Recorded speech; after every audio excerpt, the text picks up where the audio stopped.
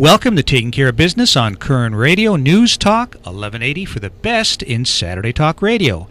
And now we're on 1230 KGEO at 10 o'clock on Saturday, and for the best in Wednesday Talk Radio on 1410 KERI on Wednesday at 1 o'clock. Your host is Clay Koerner, and I'm Marty Pay, and our producer is Greg Held. Great show last week, Clay, with Melanie Kirkland. You almost forgot who I was, didn't you?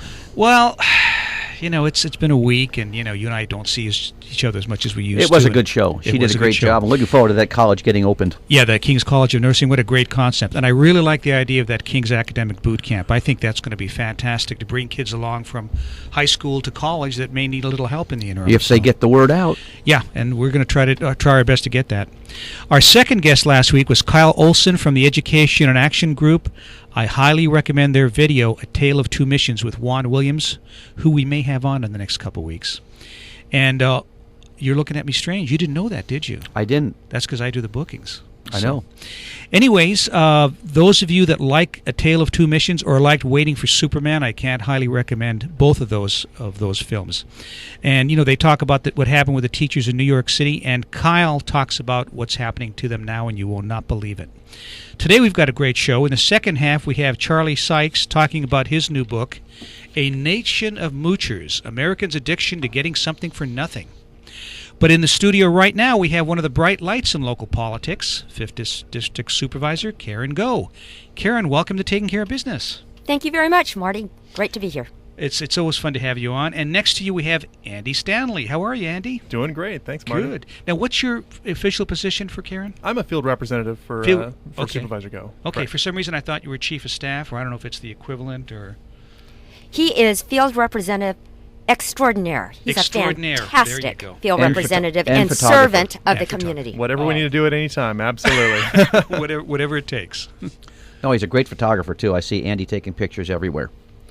So, Karen, you're running for re-election, I understand. I am. It's been a joy to serve thus far, and people have encouraged me to run for the office. And how did you become a supervisor in the first place? I became a supervisor through a wonderful journey of just being blessed in my life. I was actually appointed to this position, but going further back, my background is one of just service. And I grew up in a family that emphasized service to all, service to the community. Grew up in a family of faith, one that valued that a lot, with education, with a call to excellence. You know, it's funny, Karen, talking about service, looking at your bio, I mean, that's really what your life has been. Everything from, you taught music, which I didn't realize. I did teach music. That was a passion of mine. I feel very strongly about the arts and have been a big advocate of the arts since I've been on the board. Talk a little bit about Garden Pathways and your relationship with Garden Pathways. I came back and volunteered at Garden Pathways since 2005. Had this opportunity to see that by investing in somebody's life, investing in the poor, we could move them from wherever they were to self-sufficiency to educational advancement.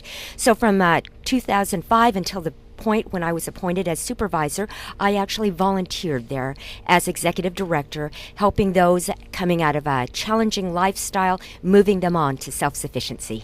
You know, we had you on the show back in September, and you were talking about 9/11. You were actually a witness to 9/11, and that's an incredible story. Marty, that was such a moving experience in my life. Being called over to the window after the first plane had gone in and seeing the second plane go in. What I realized at that moment was how short life is, and that has helped to reinforce my call to service and my call to action, realizing that we might not be here tomorrow if we didn't take time today to serve our community. Also on that day, I realized how similar we are on the inside. When we were stripped of education, of money, of power, we were all the same as the guys who maybe didn't have all of that education or the money. And so my call now to serve others, I see how similar we are. There is no difference really that separates us on the inside. So the call to serve one another, that's what I get to fulfill as supervisor. You know, Karen, I want to go back to Garden Pathways. You donated your time. You didn't take a salary or a payroll at that position for 5 years. Is that correct? That's correct. And that wasn't something that I was actually asked to do, but I realized that a small nonprofit who was trying to do good was not in a position to be able to pay me. And so that was a voluntary choice, one that I feel nobody owes me a thing on that. That was purely just a joy to serve and to give back to a community where I grew up.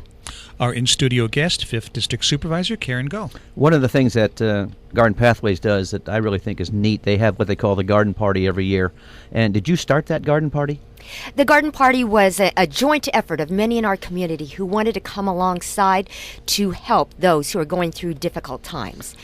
During that time, we have people who come through the program share about how their life has been transformed through the power of mentoring and through people coming alongside of them. Not living in poverty forever, not living in welfare, but moving from welfare to self-sufficiency with the help of others coming alongside. You know, if somebody hasn't been to the garden party, it's coming up in the next few months, and this is probably one of the best events in the community.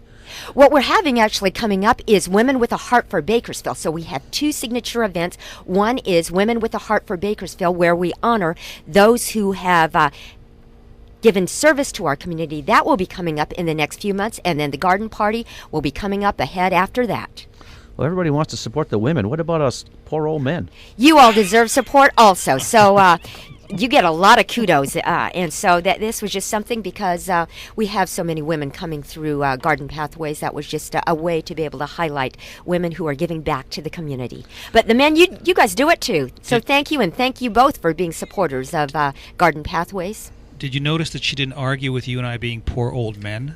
I'm not too sure I like that. I didn't catch that, but now that you bring it up. You are men of wisdom, so that's what we get to honor is the wisdom that you've accumulated through the years. Oh, I like Karen. Karen, you've done a great job so far in your position as a supervisor. It seems like, I mean, I go to a lot of events in the community, and I can't keep up with you because you're at everything. Thanks, Clay, for your words of encouragement. I have been out in the community, and that has always been my commitment. I want to hear firsthand what it feels like to be out there.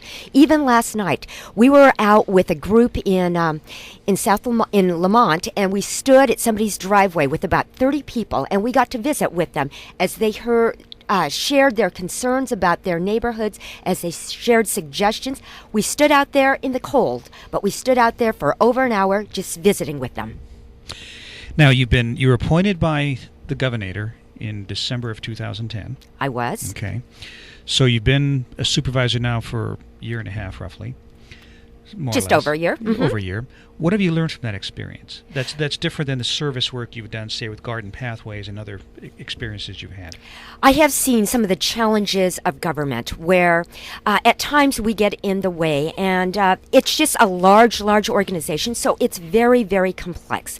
One of the things that we've put forth in my commitment to spur economic development and to promote job growth is for us to get out of the way as government. We do not create jobs.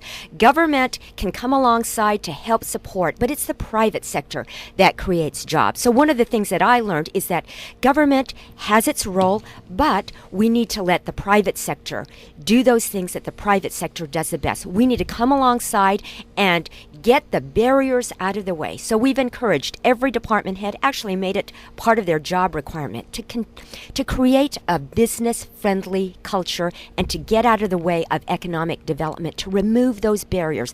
They are embracing this and seeing that we're very serious about it. You know, I wish more politicians, Karen, would make that comment that government does not create jobs, the private sector does. And unfortunately, there's not enough people saying that in public office. They think government creates jobs, and they don't. You're right, they do get in the way. Government does not create jobs, and we must get out of the way and come alongside. It's together that we can make a difference. Well, it seems to me that the unions have a major impact in regard to your position and other supervisors in this community. As an example, I think you're in current negotiations with several of the unions right now, and I know you settled with a couple, but the SEIU is not very happy with where they stand with the County of Kern right now. Can you talk on that at all? I do believe people should get paid fairly, and I want to support all of our government workers, all of those who are making an effort.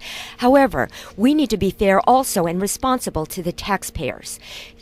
we each must contribute to our benefits. That's what the private sector does. We are called upon to do that. I can't go into the details, of course, of negotiations, but certainly we have been open to listening to what others have said, and what we believe is we're being fair in responding. We want all to be able to be paid fairly, to have fair benefits, but it's all about being fair and making sure it's just to our taxpayers also. Mm-hmm. Yeah, and after all, that's really what you should be doing.